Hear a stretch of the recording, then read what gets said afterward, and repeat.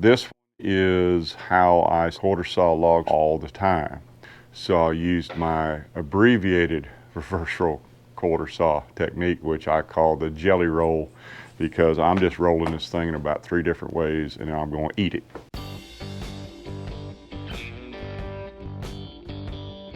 So I'm going to skip a lot of the first steps of quarter sawing. I'm going to try to highlight the step-by-step movements of the sawing the half log of the reverse roll quarter saw. This log has already been gun barreled as normal, and I'm now just showing taking the center 3 boards out of the pith. That's pretty much normal for every quarter sawing technique.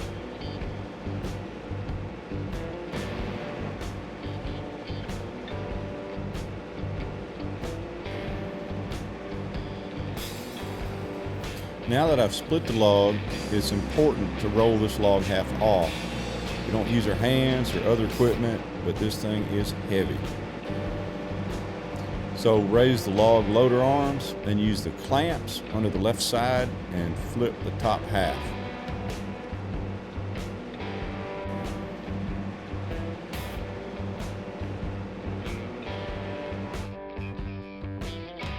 The key is to make sure the top half flips, doesn't just slide off. It needs to land on its back.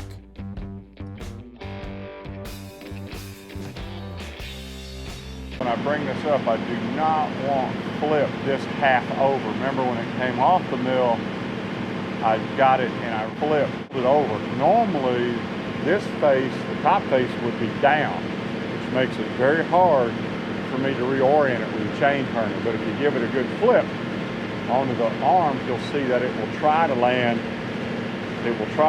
flat side up. It means all I got to do when I'm loading on the sawmill is be careful with it, and it's going to naturally try to fall into the position that I want it to be. I'm going to use a chain turner to carry it over. See how that works? And I also like using a chain turner to do some of my rotations. So I'm going to get it right there on that little flat right there. I'll drop the chain turner. I'm going to raise the clamp, drop my side supports, and that will suck this left side down.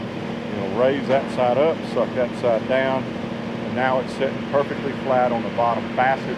Make sure the clamp is down low, right at the very edge of this flat face. It's where it needs to be. I can take as much wood as I want. You'll also notice right through here, I've lined up very well, so when I start taking boards, in no time at all, I'll be in the perfect quarter sawn angle of this wood. I'm going to bring the saw head back with my right joystick. I'm going to drop the head to my left. I'll line it up where I think I'm going to have a good board, good wedge cut, not too wide.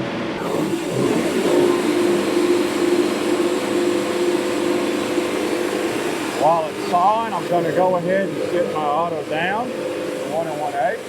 I know I'm on very good quarter saw wood here. I'm going to do the auto drop. It'll automatically drop at 1 1/8. I'll hit it. Come back. Notice how the saw cut is perfectly aligned with that crayon mark. I don't know if you can hear me.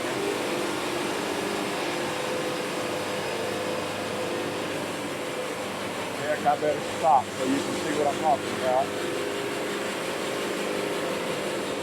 This means I'm getting lucky or getting good. This saw line is perfectly aligned with this crayon mark. That means these boards are going to be perfect quarter sawn wood. I'm probably going to drop down to about here. 1, maybe 2 more cuts, and then I'm going to rotate up. So again, joystick up, pull the head back, hit auto down, right button, joystick, go on in.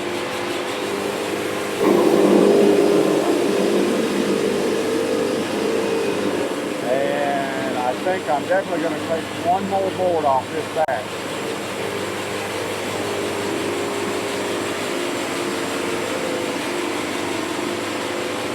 Yeah, that's about perfect.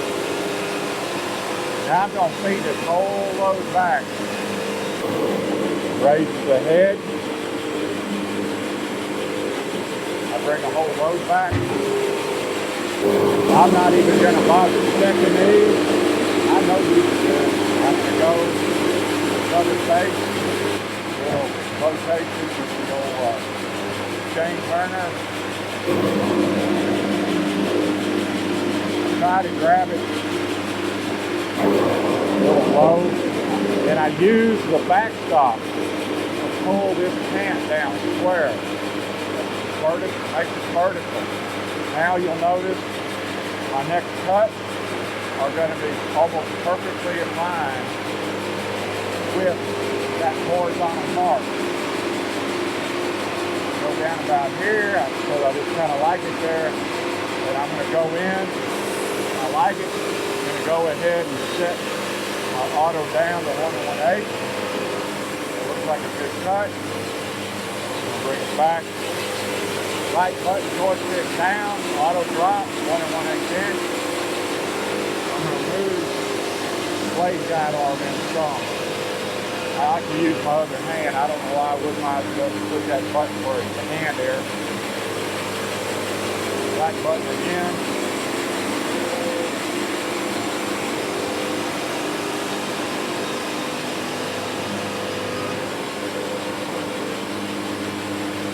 Head on my crayon line. I know these boards are perfect. Don't need to look. A little bit too fast on the speed rate. So I want to drop one more board.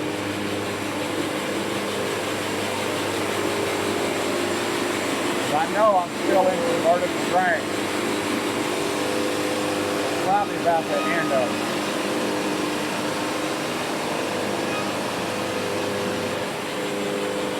I'll get the right joystick up, bring this back, make a train. Well, actually, this is going to pull back even better, so this will pull back perfectly in line with my other stack of wood. They got to do nothing to it. Now we're going to rotate this guy around. What I want to do is stack backside vertical. Again, I'm using the backstop. To pull that edge down. Notice these guys, I'm still leaving them here. Come down here, I'm going to grab this wedge. Right about there looks good. Go back into auto down. I'm perfect again on line. Notice how I'm in great position.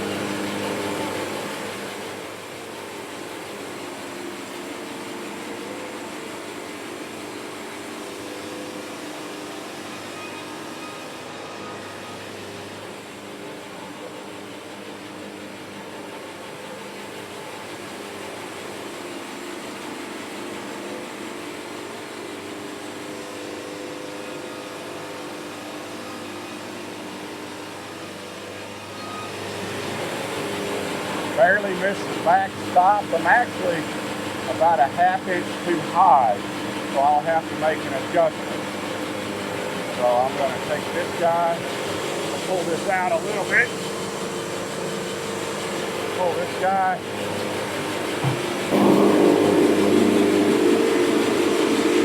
See how this works? The old jelly roll B-train right here. That's why you don't have a track back on your sawmill, you are suffering. All right, now if you'll notice, there's a little bit of a tip right there.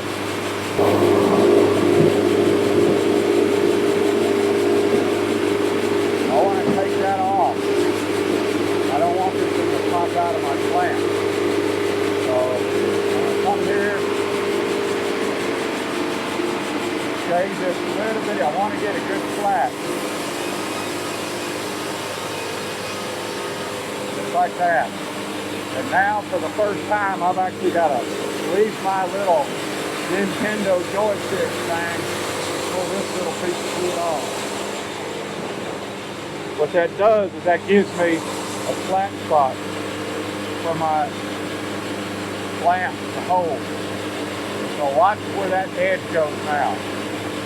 Go straight down. I drop my back stops. I set my clamp right about there. And now you can see the reason I did that because I have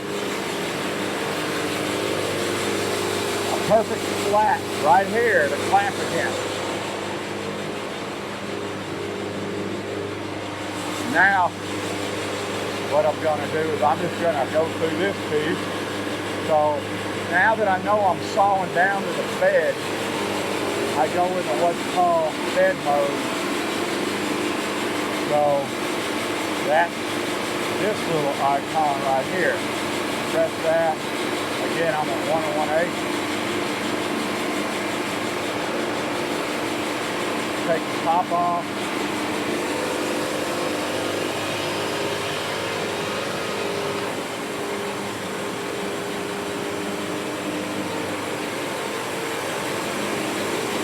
Come back.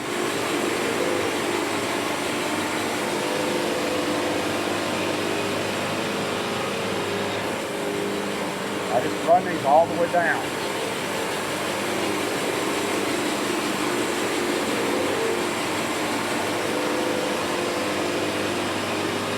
No games, no playing, cut the wood.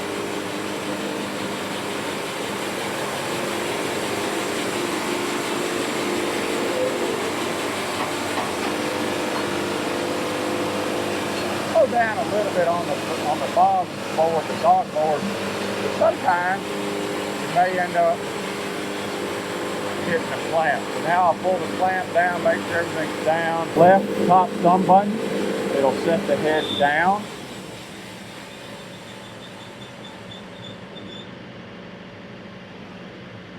Now I'm at 1 inch. I can pull this load back, and what I'm going to do, I'm going to go over here. I'm going to take, see this load? It's next to the table. I'll push this out a little bit so it's missing this. See that? I don't want to hit that. I've already got two runs right there. I'm going to take this guy and I'm going to feed it right into that one. Now look how it's going to hit right there. That's perfect. See that? This is why you have a drag back.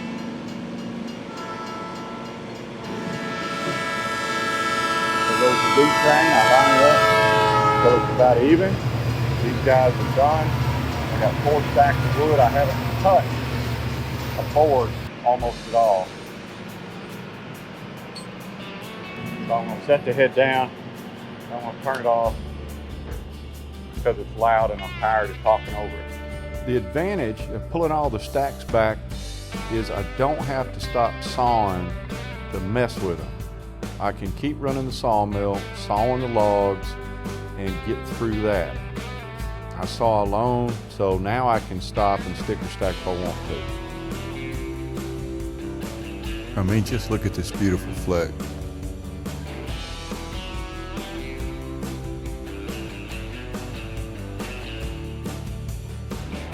Well, I hope this was useful. It shows that quarter sawing doesn't have to be slow. It actually can go quite fast. It's the beauty of an automated or hydraulic sawmill. Give the old reverse roll, jelly roll, quarter sawing technique a try. I'm gonna go get some lunch. Tuna salad today, yum.